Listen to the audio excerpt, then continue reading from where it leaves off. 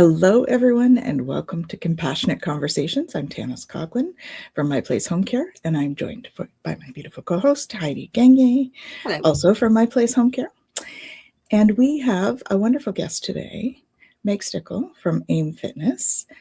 We are talking about injury prevention and how better to do that than by talking about fitness. That's right. So, Meg, tell us a little bit about what you do and what your focus is.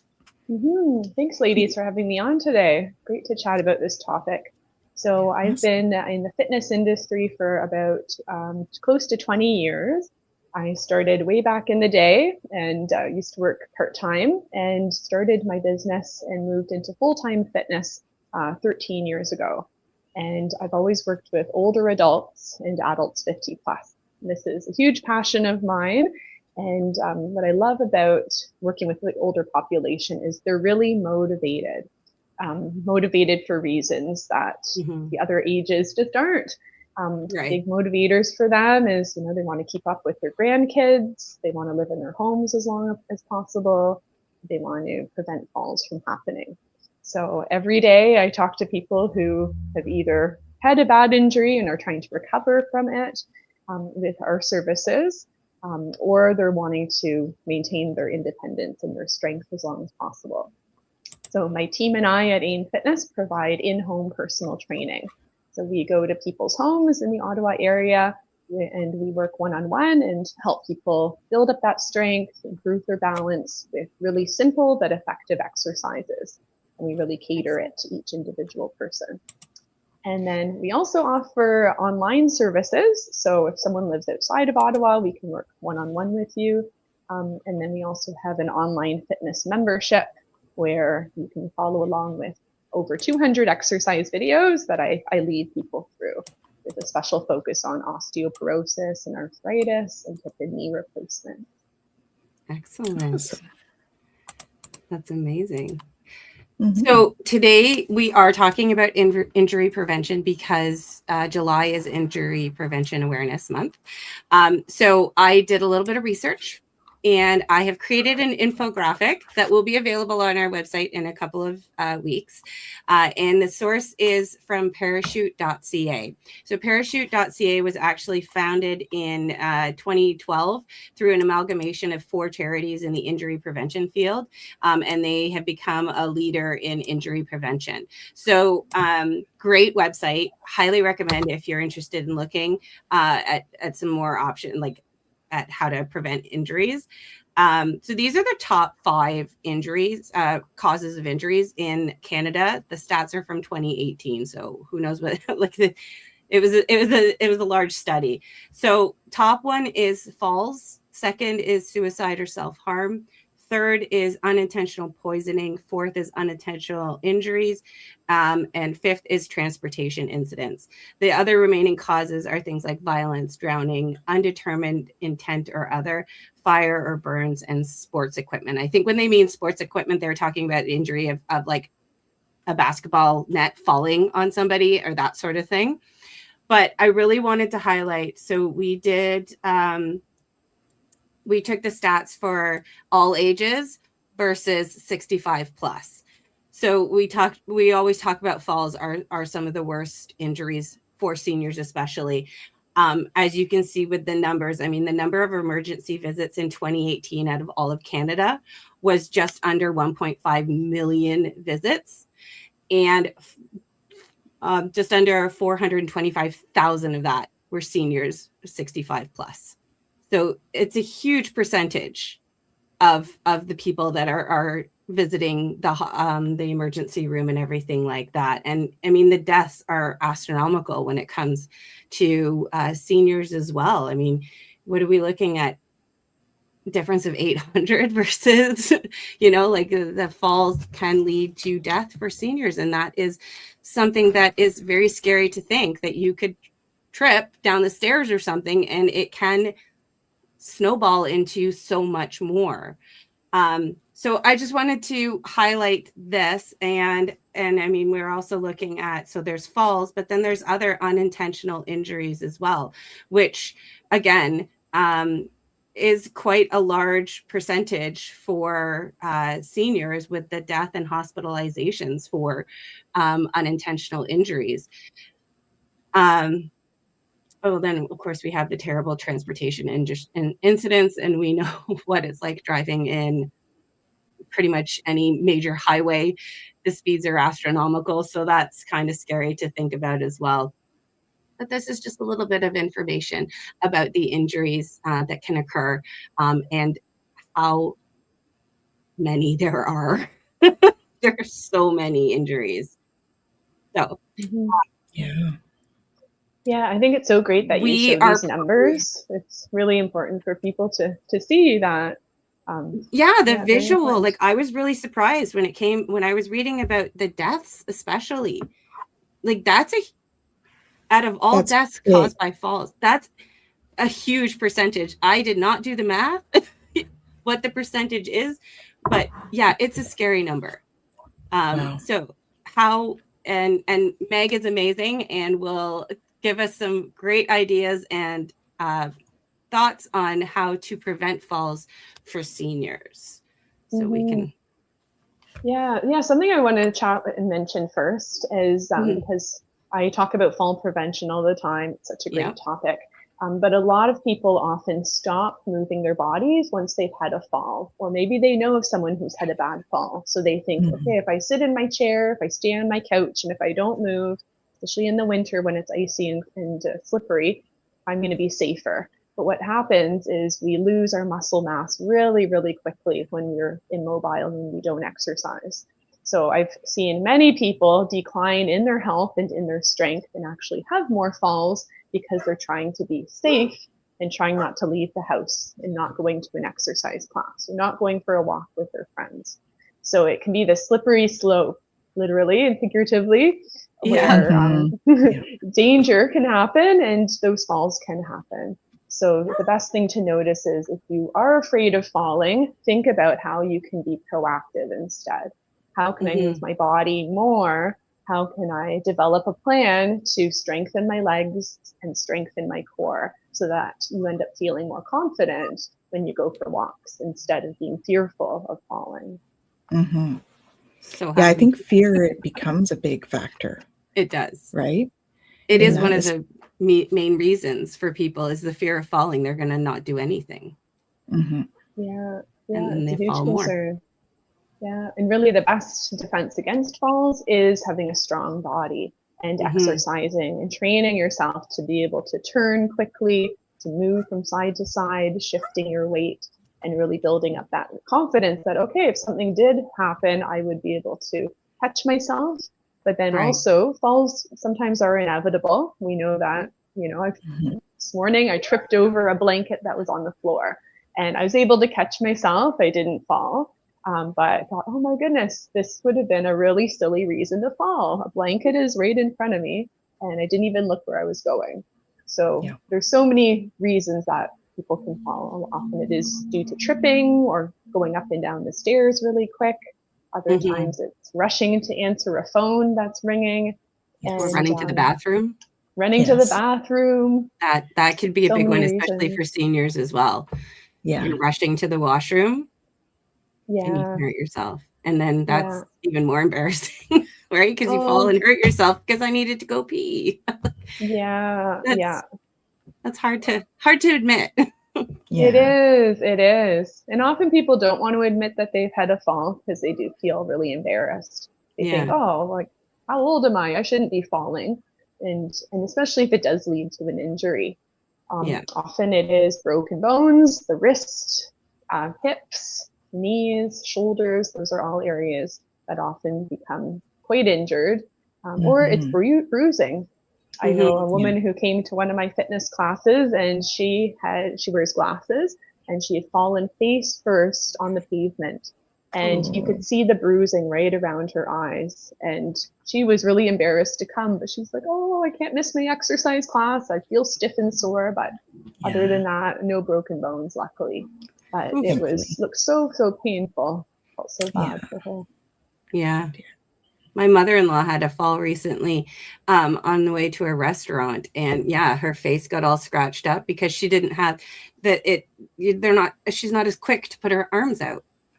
Right. Right. Her reaction time is a lot slower. Now she also has vision problems. So it was just, I was like, oh my God. When I heard, because she lives a couple hours from us, when I heard though, I mean, I've seen the stats.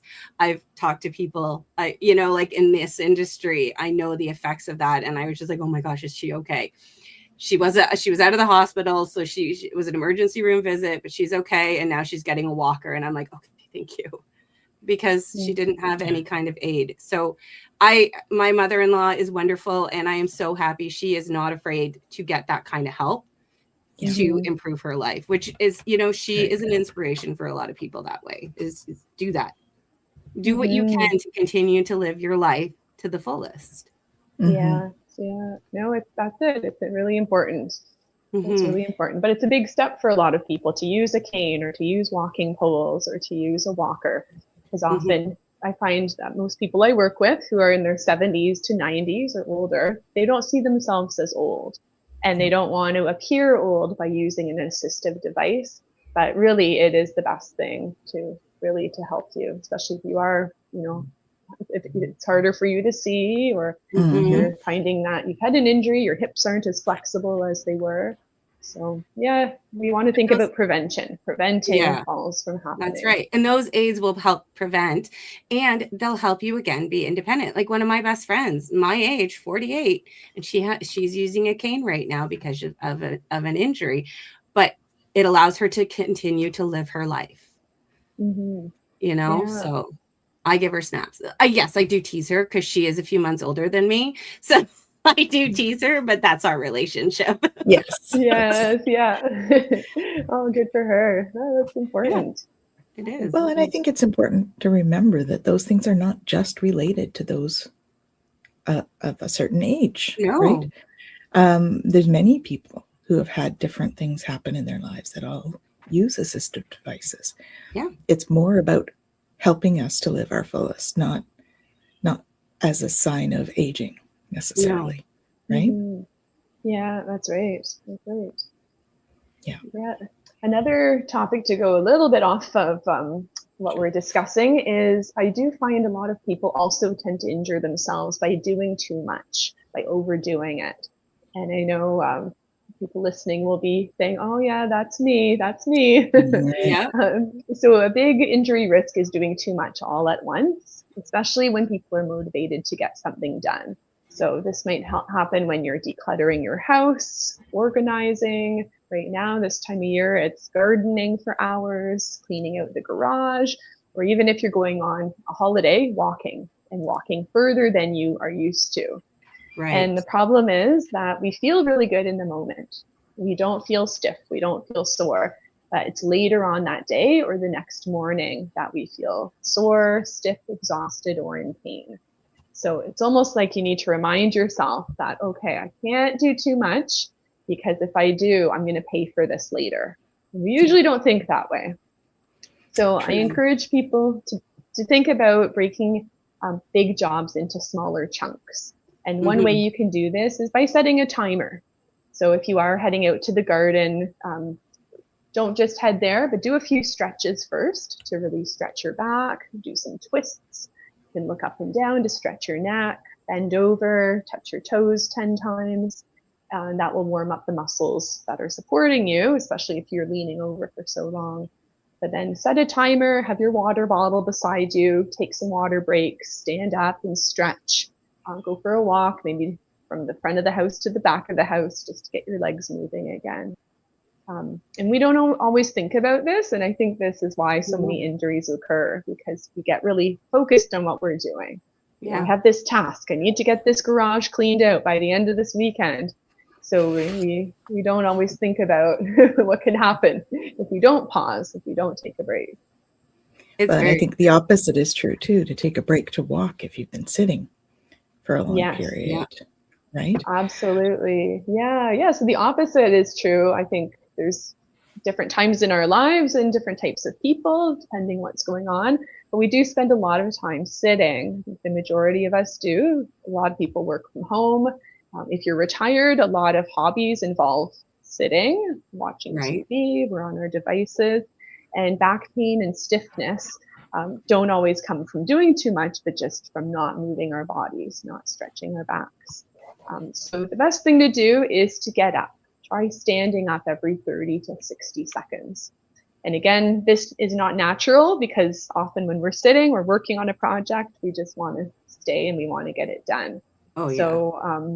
So even moving, very simply, doing some shoulder circles if you're hunched over for a while, moving things in the other direction can really be helpful.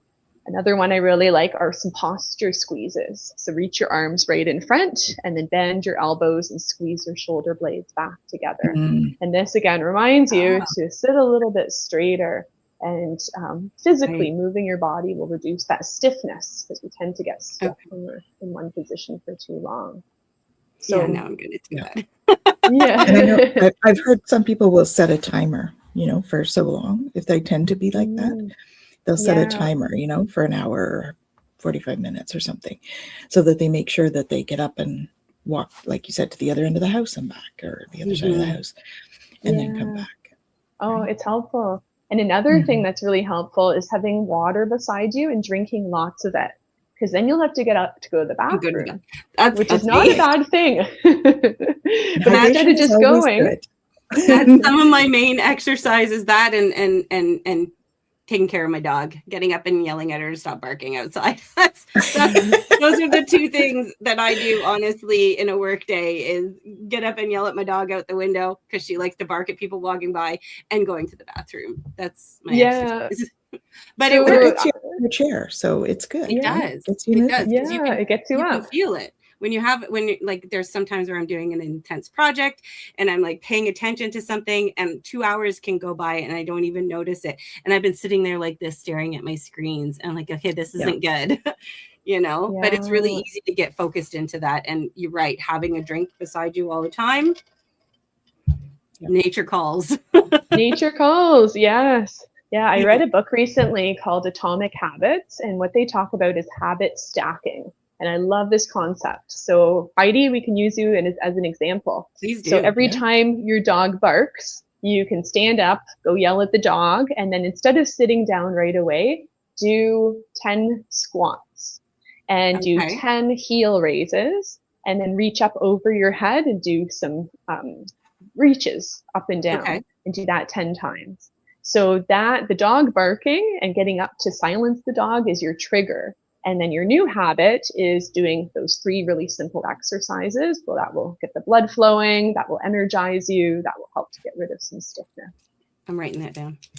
Yes, yeah. And this can be relevant for anyone, So maybe it is, like people relate to, I need to go to the bathroom all day, every day. So again, choose some 3 exercises to do right after you go to the bathroom before you sit back down.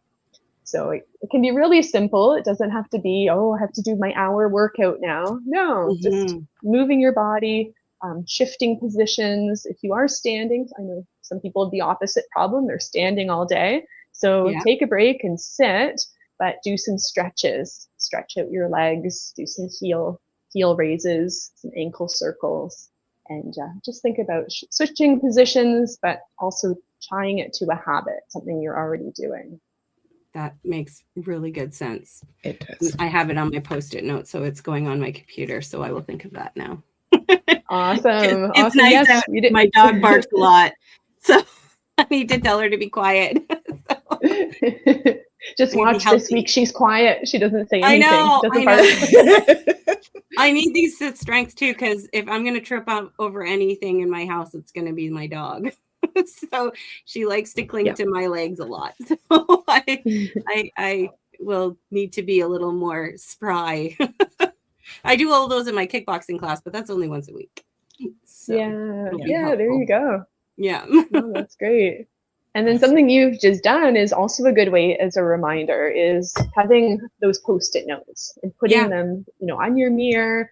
I know people who write themselves little reminders and put it right on their door. So when they leave the house, they're reminded, stand up straighter, work on your posture, remember to breathe. Just simple little reminders that help. But something I do find is if you keep that Post-it note up for a month, you won't see it anymore. It'll just blend in. Yes. So it is good to switch it up. So, keep it there for 2 weeks. And then once that becomes a habit, remove it and maybe add a different one in a different location. Right. It's true. I have a friend who writes things on her mirror in the bathroom, in the main bathroom, like the one they would use all the time, the powder like room. a dry erase marker kind of thing. Yeah. And then when she cleans the bathroom, she cleans it off and puts a new one. Right. So that it's changing it up, but there's something there all the time. Oh, that's great. That's a good idea too. There's some stacking for you, right? Habit of cleaning the bathroom and redoing do some exercises while you're writing it, because your arm. So oh, that's awesome. Well, and Meg, you joined us on our third podcast, I think we did back in 2024 in November.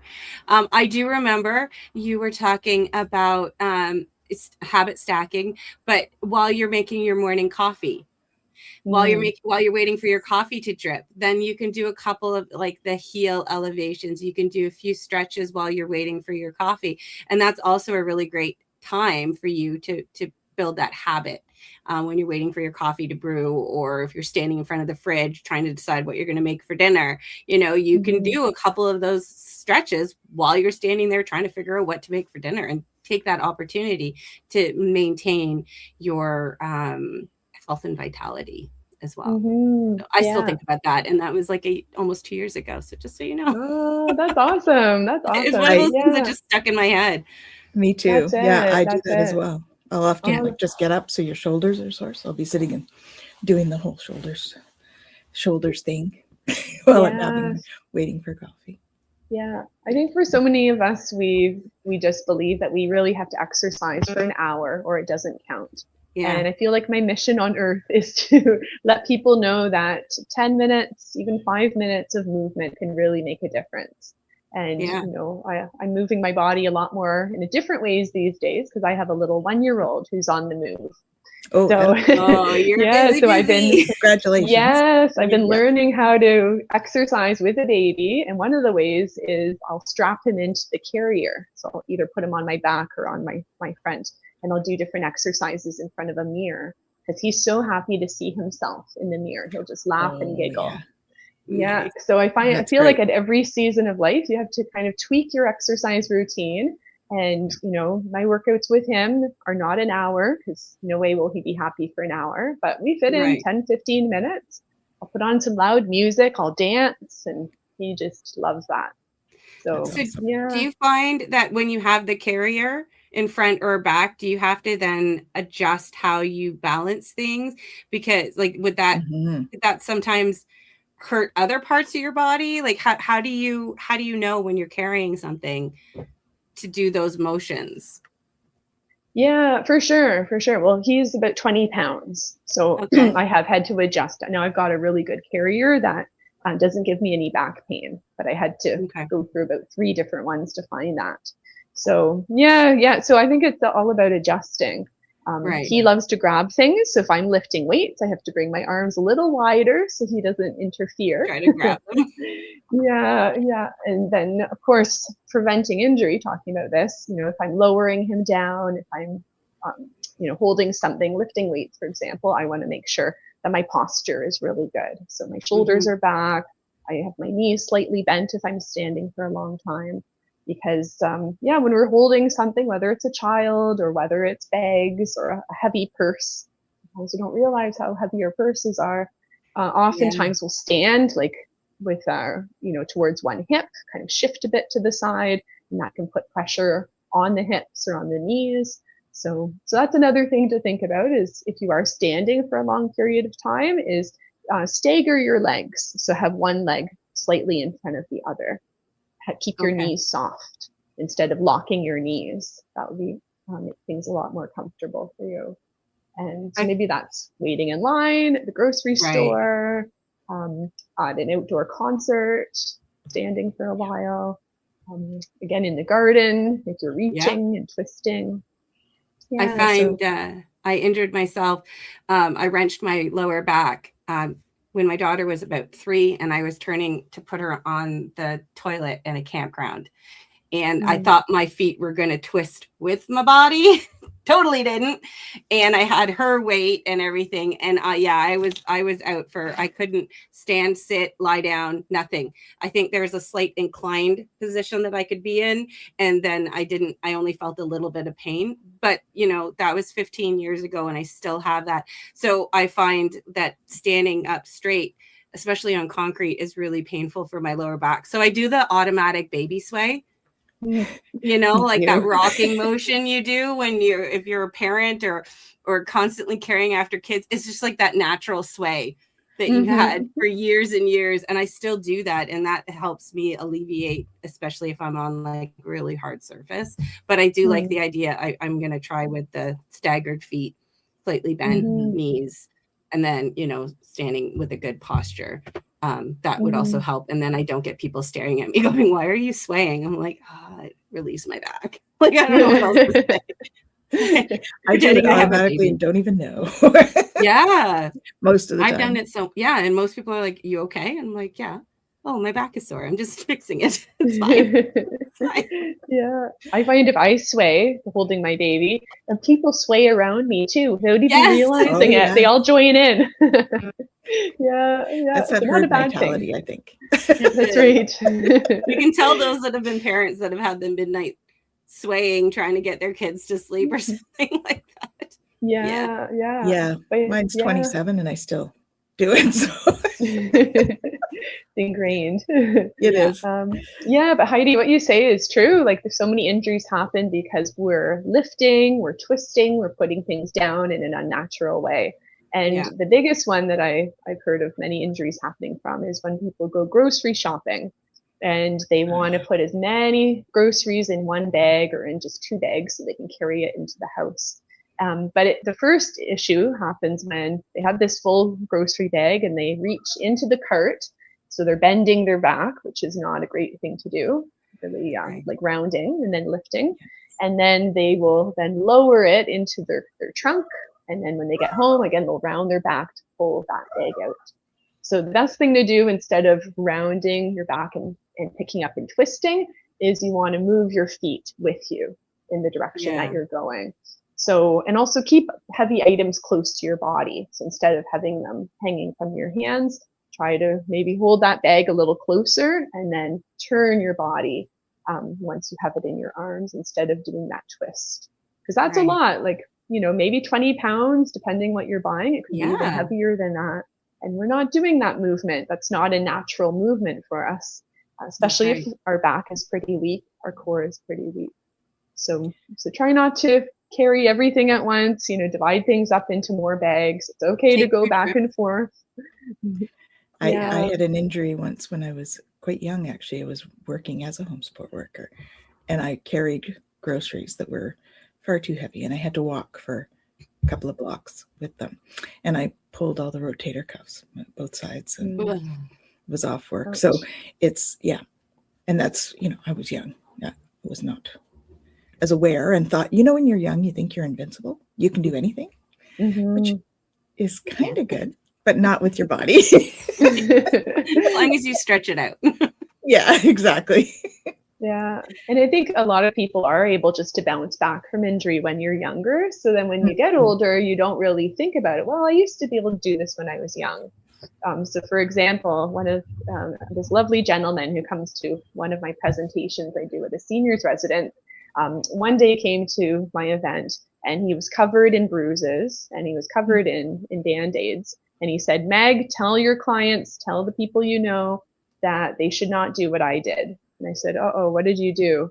He said, well, I had this big box up at the top of the closet and I decided not to wait for my kids, but instead to climb onto the chair and get it myself. And he didn't realize how heavy this box was. So he ended up grabbing it, no problem, but then he toppled backwards because it was heavier. He wasn't expecting it. So he fell off the chair. Luckily, he didn't have any broken bones, but he was all bruised and he was really embarrassed, but also mad at himself because he said, I could have prevented this. I didn't have to get that box that day, but I didn't want to wait.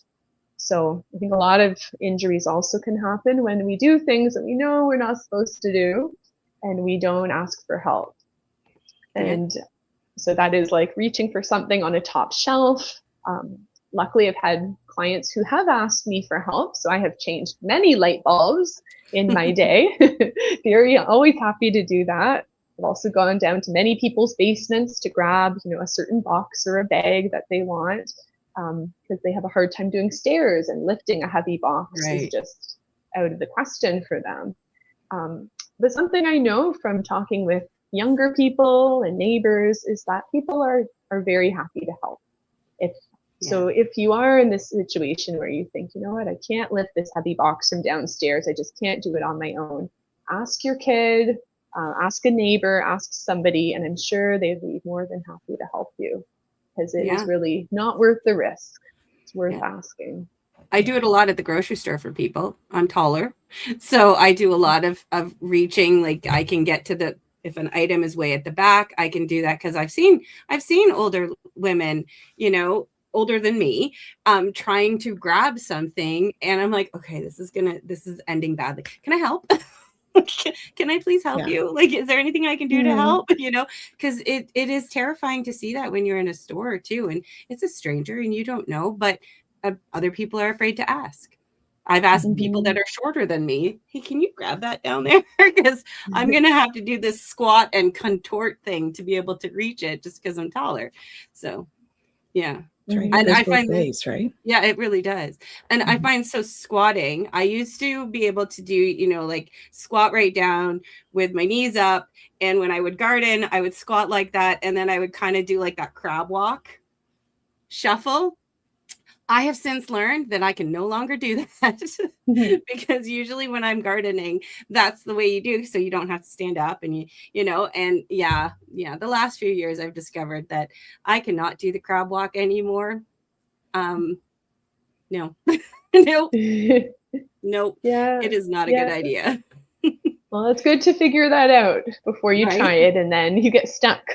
That's right. Exactly. Yeah, you don't want your hip to pop or anything like that. And yeah, it's funny though, gardening is, you wouldn't think that it's that difficult, I'll sit on my knees, it'll be fine. But it's that length of time that you're sitting like that, that you don't normally sit, that just causes so much pain. And yes, it is the next day and sometimes the day after.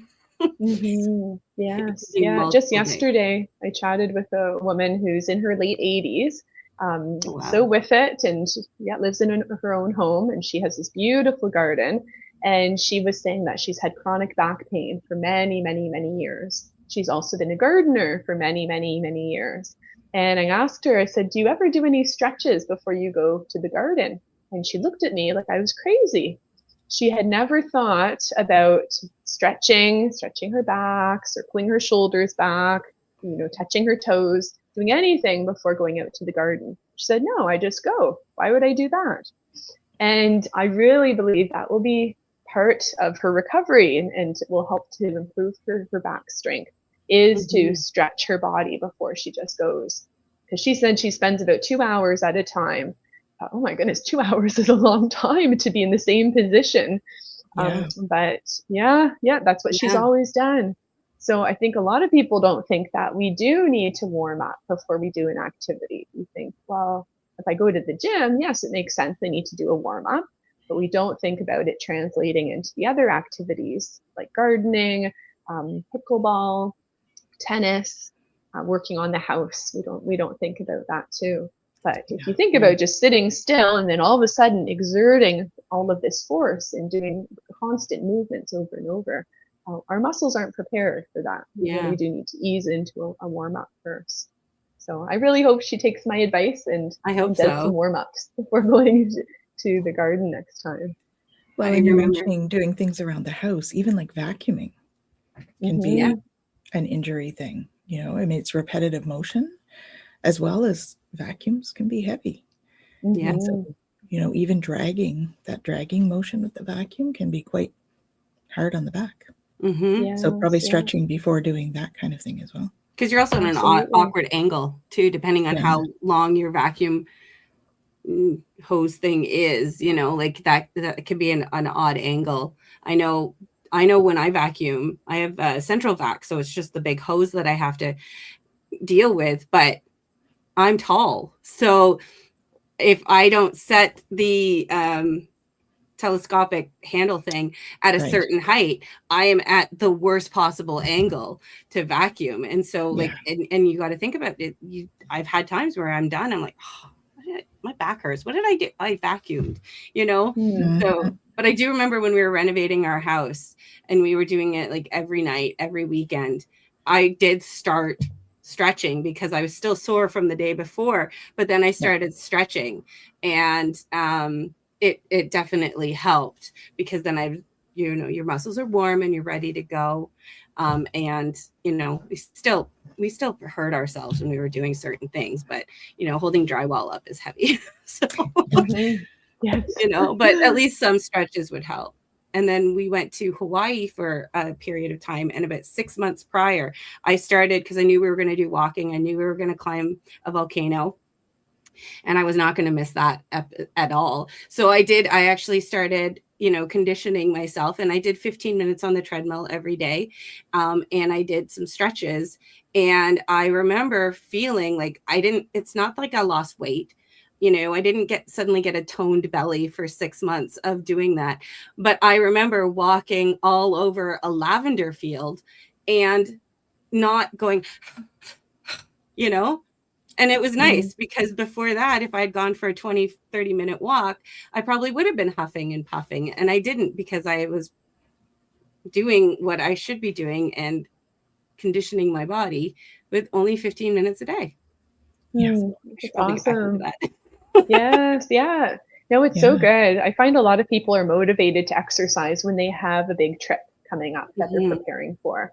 So so my team and I have worked with many clients who say, okay, in 6 months, I'm going to hike the El Camino Trail. And I know I can't keep up with my friends who are going as well. So I need to do something. So I find that can be a big motivator. So whether it's walking on the treadmill, going for walks more often, especially up steep hills in the neighborhood. And then along with that, also strengthening your legs. So doing squats, doing some lunges, heel raises, which we've talked about already. And those can be done, you know, all in one shot. So you can do a nice workout for about 30 minutes. That can really help strengthen your legs. Or like we talked about earlier, fit it in during the day. So when you're in the kitchen, unloading the dishwasher, do a few squats instead of bending over and keeping your legs straight. So there's a lot that we can do, but I find having a goal, especially if it is a trip, like that is such a good motivator. It was. Huge. Like I think I should go on another trip so I can be motivated. Yeah, that's a great idea. I was thinking, okay, where can I plan a trip to be motivated? Maybe I can go to Europe and walk all over Europe. So that sounds good. You need to spread that out. Too. Another woman I know, she's also in her 80s. She works with one of my trainers, Michelle, and she reached out and said, I need a personal trainer because all my family lives on the West Coast, and I go and visit them every year. And this year, I'm a little worried about doing the airports alone and pulling my bags, and just the airports are huge, right? Like it requires so much walking. And I often think about, you know, if you do have any mobility issues, that's very daunting to do, especially if you're traveling alone. So this woman had a goal. She said, okay, I've got 4 months to get into shape. And I also want to be able to lift my bags up overhead so that I don't have to ask anyone to help me. That was her big goal. Right. So Michelle had her grab her luggage and practice lifting it up over her head, and started with it completely empty. But it was that motion. It was building that confidence and preparing her muscles so that it wasn't never done this before. Can I do it? But this woman was prepared. So she sent us a lovely email once she arrived. Her kids noticed how much stronger she was. And then she was so proud of herself for being able to do that, to travel there and back. And no issues, no pain, and just confidence and a good visit. That's amazing. That's awesome. Yeah. So it's inspiring, you know, any age we can improve our strength too. You know, I mentioned a few people in their 80s, so it is amazing how, you know, you don't have to hold yourself back just because you're at a certain age, or just because you've seen a lot of your friends stop traveling. You can still go and you can still partake in those activities that you enjoy. Right. Never too late for strengthening. No, not at all. And continuing. I mean, I should have continued after, because I was really diligent. Like I had a calendar and I was tracking everything. And then the trip occurred, and then suddenly I'm like, no, I'm done. I don't need to do it so diligently. But I stopped doing kickboxing for about, I think it was maybe 3 months. And then when I went back, I'm like, oh my gosh, I've been doing kickboxing for about 8 or 9 years now. And then I took like that short a period of time off, and I basically had to start all over again. I was like, oh, because I was getting to the point where I could do a decent side split. Like I was feeling comfortable and everything. I've never been able to touch my toes. I have very long legs and a shorter torso, so it's always been a struggle, but I was almost touching my toes, and now I'm back to like, okay, I could just I can kind of see them, you know. But I'm working on it, and I've gone back now for I've been doing it since January, and I'm starting to feel a little more confident. I'm kind of getting back to where I was, which is nice. But yeah, it's you lose it so quickly. You do. And that's so hard for people. It's really discouraging, especially if there's been an injury, like we're talking about today, that can hold people back. And then, oftentimes when people do have an injury, they will stop their exercise program. And what I teach people in my membership, especially, is that if you have an injury to your lower body, well, there's no reason why you can't keep exercising your upper body and adapt. Right. Yes. So you don't have to stop completely, because often then that just leads to, you know, your mental health deteriorating, not feeling as good. You know, you were really capable and able to do so much, feeling strong, and then this injury now has impacted all of that. You have to start over completely from scratch. So there's one woman I'm thinking of. She's been a really diligent exerciser, and she's had shingles at one point. She had some other major health issues that really could have caused her to stop, but she didn't. She still did her stretches. She did her upper body when she had a knee issue. And she said, you know what, I've come too far that I'm not going to just stop. So I think that's really inspiring too. And a good way to think about our fitness routine, that it doesn't have to pause and stop completely. Yeah, that it can change instead. It can change. Yes. Yeah. So I remember you were at the health fair show in Canada for the Canada Senior Council. It was about 2 years ago, and you did a presentation. One of the presentations was on fall prevention, but you had also talked about how do you get up once you've fallen. So I was wondering if we could kind of talk about that, because falls are going to happen. So sometimes we can't prevent it, but how can we prevent it from becoming worse when we've fallen and we need to get up? So what are the steps to getting up from a fall? Yes. Yeah, absolutely. So the first thing you want to do is you want to make sure you haven't had any major injuries. So if you have had, you know, and people will know, you know, if your shoulder is throbbing, if your hip is really crying out to you, the best thing to do is get yourself into a safe position. If there's anyone around, like if you fall outside, call for help, but don't let them move you. Call 911, get someone, get the professionals to help get you off the floor. Because I have heard of issues where someone did break their leg, and then people were just rushing to get them up off the ground, and then the injury was then worse because of them rushing.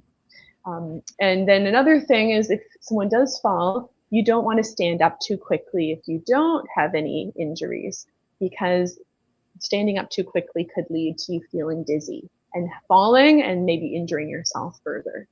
So the best thing to do is to roll if you're able to roll, or just stay where you are first to just assess, okay, can I move my head side to side? Can I move my shoulders? Can I wiggle my fingers and my toes?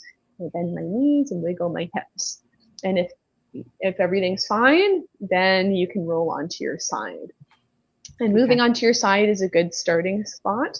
And I would always say roll onto the stronger side. So if you had a hip or knee replacement, have that side up. So that way you're not putting too much pressure on your knee or hip once you get up.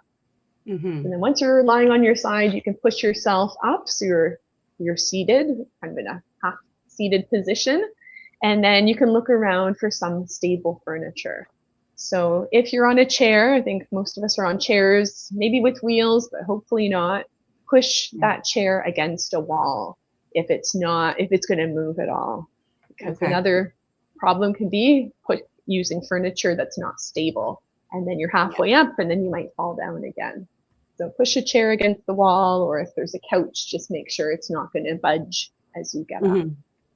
And then from here, you can move onto your hands and knees. I know a lot of people don't like going on their knees. It can put a lot of pressure on their knees and sometimes be painful. So what you can do is grab either a blanket. If you're wearing a sweater, you can take your sweater off, pillow, and put it under your knees. So that way you can kneel. And then from that position, you'll place your hands on a chair, get one foot under you, the stronger leg, so you can push up, and then just lift yourself up until you're sitting on that chair. So you want to kind of push yourself up and scooch so that your bum sits down on the chair or the couch.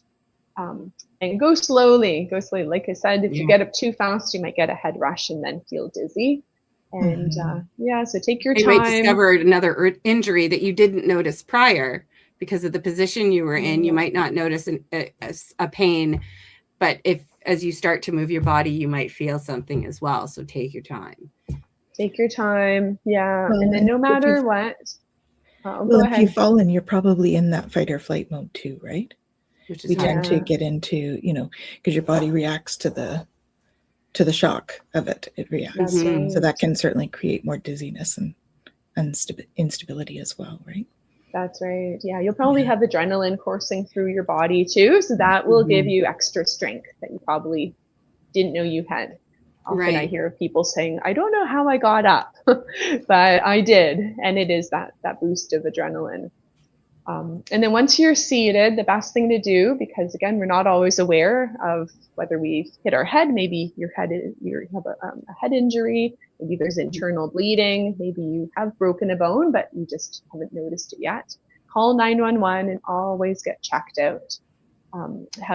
If the paramedics come, don't send them away, but make sure that they do take you to the hospital because it is important to get yourself checked out. It's easy to miss things when we're on our own and when we're already feeling vulnerable. Right. Well, and the adrenaline can also mask symptoms. Yeah. Right. So there's, you hear of all sorts of people that have walked on a broken leg because they didn't feel it because the adrenaline was running. Yeah. Yeah. You don't realize you have a neck injury. I had that when I was in a car accident. I hit a tree. My kid was in the car with me in her car seat.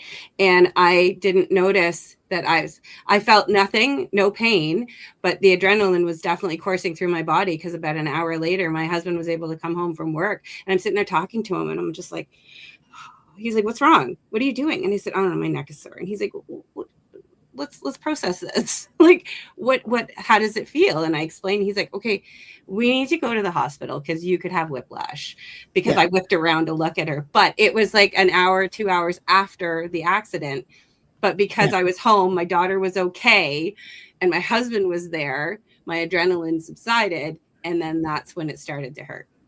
So you pay attention to these things after the fact too.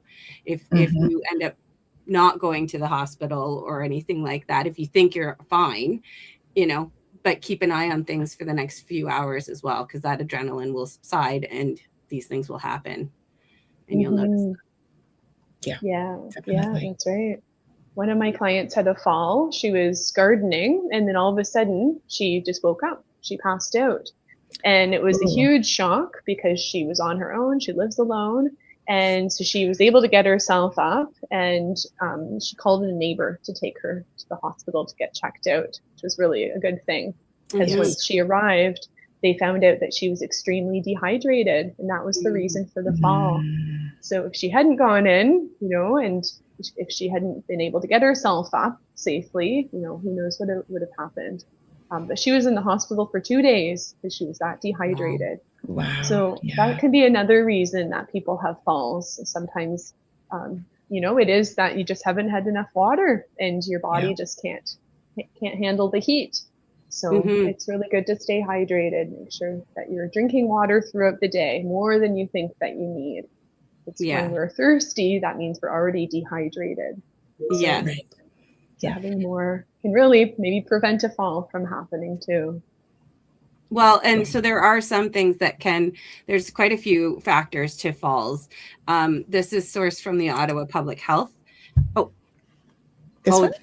No, this is just my notes that I wrote. But this is an infographic that I did create on from the Ottawa Public Health unit as well, from their information on what to do if you fall and when you're alone versus when you're not injured. And then again, they always say afterwards to go visit a healthcare provider to make sure everything is okay.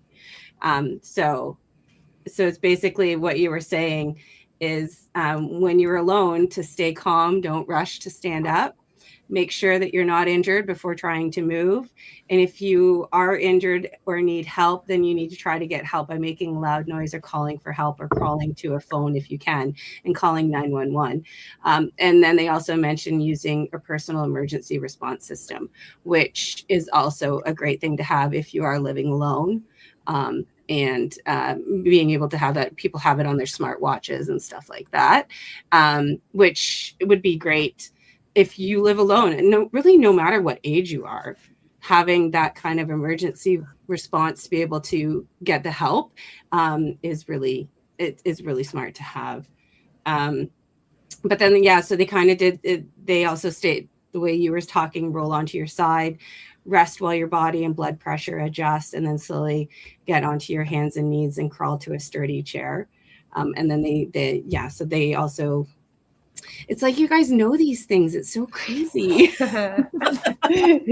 is why we have Meg on. Right? Because she's prettier than my infographic.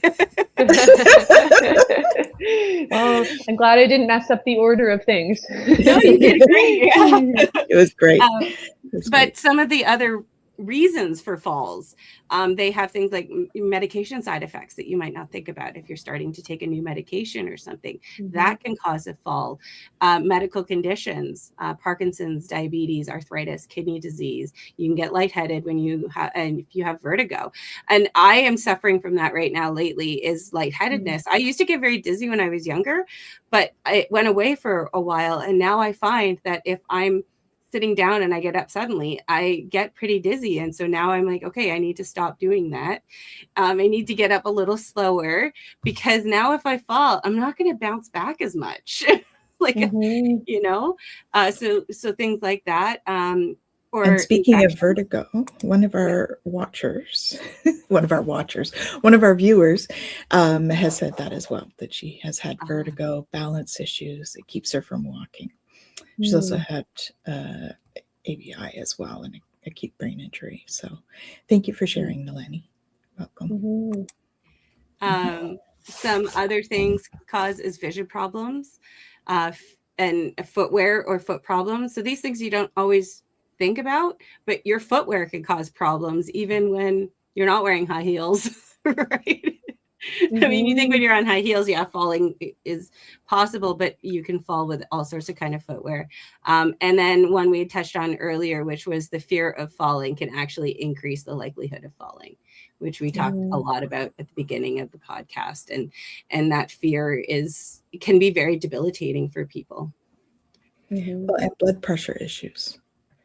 That would be under your illnesses there, but if your blood pressure drops suddenly, often it's dehydration, right? It could be other things as well, but if your blood pressure drops, that tends to give you that vertigo feeling. Yeah, a good place to go if you have started a new medication, or if you find that you are a little more dizzy, is go to a pharmacist. They're so good at looking to see what's interacting, and they might suggest taking a medication in the evening instead of the morning. Or they may say, oh, no, you don't need to be on this dose. This is too high. This is leading to that. Because there are a lot of side effects from medication. And often the top one is drowsiness or dizziness. So then they're right there. If you already have some vision problems, if you already have some pain in your knee, you may be more likely to fall. And those are all risk factors for a fall. So so talk to your pharmacist. Easier to talk to them than a doctor these days. And if you go to the same pharmacist, they'll know your history of the medications that you've been taking, which will be able to help as well, because there could be something that might interact and maybe the doctor wasn't fully aware, or, like just having that extra person to talk to that has that knowledge and experience is also really great. We spoke to a pharmacist for one of our podcasts and talked about how important it is, that relationship with your pharmacist is. And again, for reasons like this, calling them and saying, I'm curious, this is what I'm feeling, and you've already established a connection with them is valuable. And that's where sometimes those independent pharmacies can be helpful because they're smaller. And so you can get to know your pharmacist on a more personal basis, So something to think about. It makes me think too. Sorry. I'm just going to add on to that, because it makes me think that, we really do need to be advocates for ourselves. We need to say, you know what, I'm not feeling 100%. Let me get some tests, or let me talk to a professional. And, my team of personal trainers, we hear a lot from people who say, you know what, I've been trying to exercise on my own and I just am worried that I'm going to make my back injury worse. So it is so worth reaching out to talk to a health professional and, getting a second opinion if you think something's not quite right. But we do really need to push for those appointments, because no one else is going to care about your health as much as you. And if you say, you know what, I'm fine, I'm sure it'll improve on its own, it just may not. So, go see a physiotherapist, go see someone else who can really help you. It really is worth it. Yeah. And if you're not comfortable with talking to your health professionals, one, you may have the wrong health professionals, but two, we also have nurse advocates that can do that for you, especially if you're dealing with a complex situation. My Place Home Care has nurse advocates too that will come and help you navigate the system. And terminology and all that kind of thing. Yeah. How many times do you leave and you're like, what was that he said? I don't remember that term. We very rarely get it in writing or anything. So it's helpful to have somebody along with you that can decipher all of that jargon that they use, right? Yeah, that's a wonderful service. That is so important. Yeah. Really important. And it's becoming more and more. I see more and more people are looking for that help, because we are having more and more access to our own test results and looking at all these things, but we don't have the knowledge of what do those mean. And, and I'm unfortunately a very trusting person. So I trust that my healthcare professionals are doing the best for me.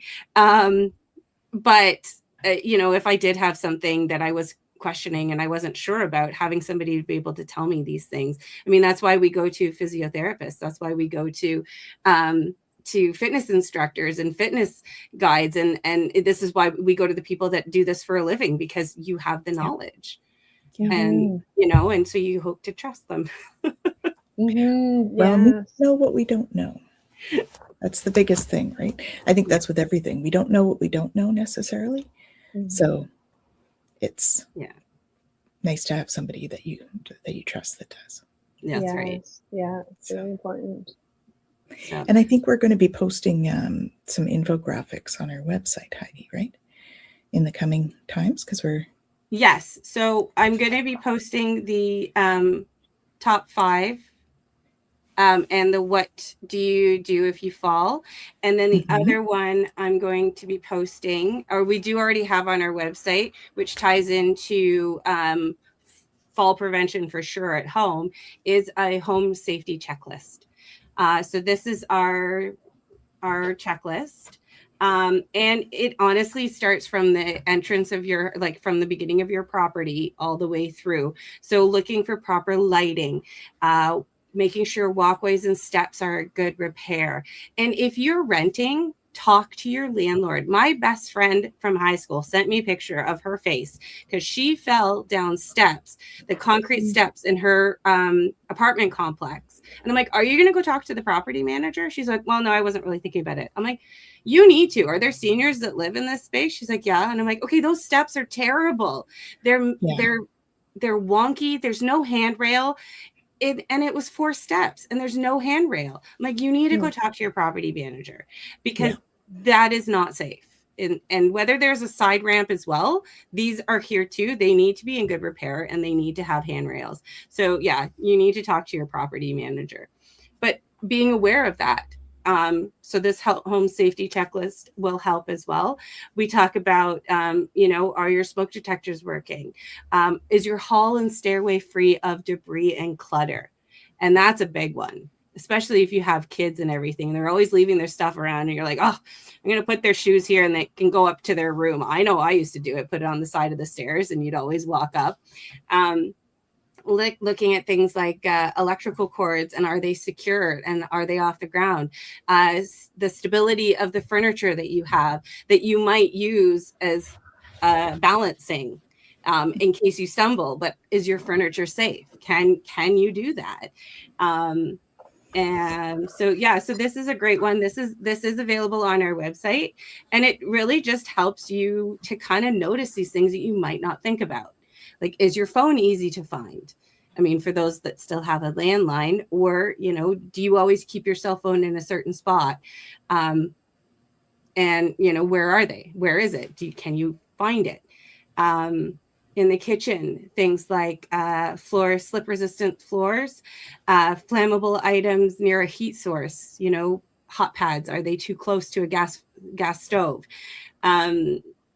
Keeping items that are frequently used at eye level or knee level so that you're not reaching up for that really heavy box or coffee maker or something and injuring yourself. Bedroom, like any kind of rugs.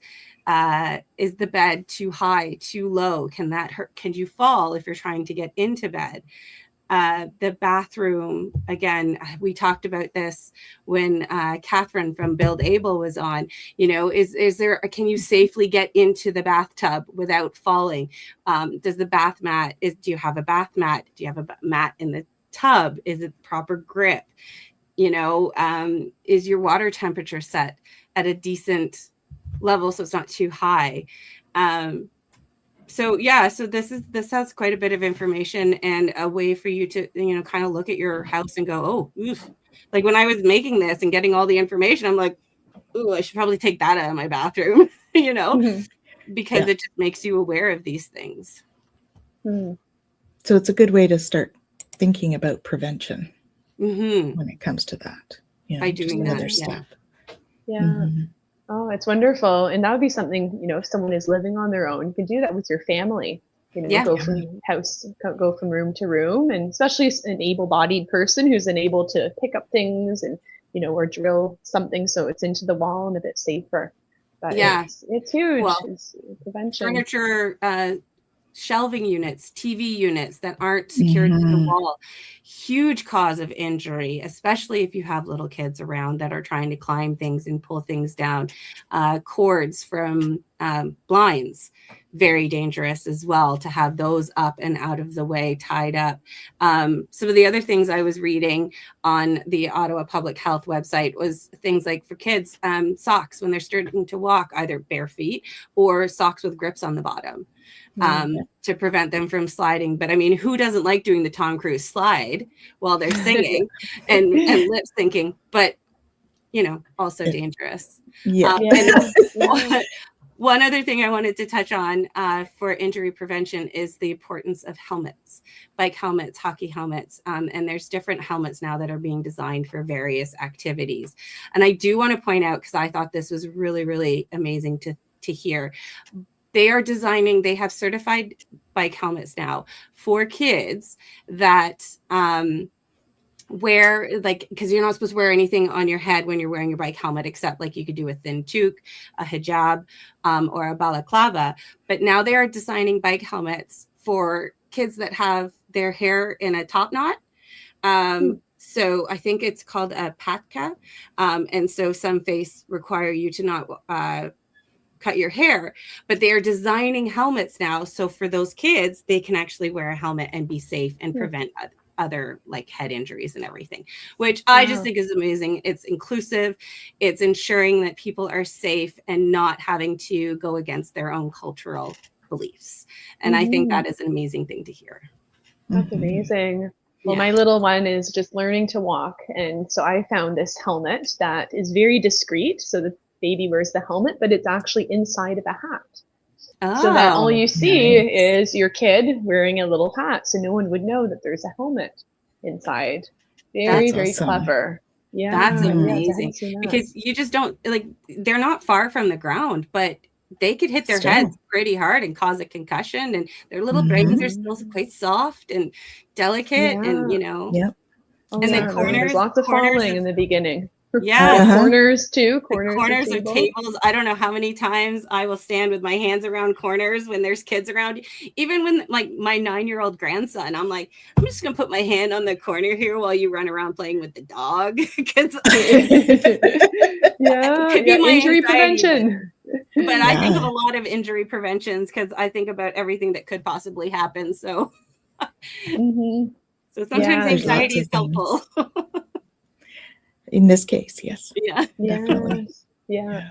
And I don't think it's about being fearful, right? Like, we want to get that message across. It's not about being afraid that, okay, I'm going to fall and I'm going to break my hip and then I'm going to die. Well, no, not necessarily, but it is about being prepared. So really it's about moving your body, strengthening your body, creating a safer home environment so that you can go about your life. You don't have to be living in fear, that you can be prepared for whatever you need to do during that day. Well, we prepare our lives when our children are growing and learning how to walk, and we use, you know, the doorknob covers. We baby proof things. So now we need to kind of think about how can we make our own private space safer and our own bodies. How can we make our own bodies safer as a way to prevent some really, it could be debilitating injuries, life-altering injuries. Yeah, no, it's worth it. Really worth the time. It really is. Absolutely. Yeah. Well, ladies, I can't believe it, but it's been over an hour. It's been such a great conversation with so much information. And I thank you so much for joining us, Meg, for adding all of your beautiful expertise. So reach out to Meg. Her information's below if you're looking for, you know, help in any of those areas. She's got a great team that's willing to step in and help you out. And reach out to My Place Home Care if you're looking for advocacy or home care. We have lots of amazing workers that are willing to come and work with all of you. So thank you all for joining us today, and hope to see you back real soon. Any final thoughts, Meg? Well, I want to leave everyone with this quote is injury prevention starts before there's a problem, with small habits, safer movement, and listening to your body. Beautiful. Thank you so much. Thanks for having me on today, ladies. This has been lots of fun. It's been an honor. It's awesome having you. Thank you all, and we'll see you all soon. Bye now. Bye.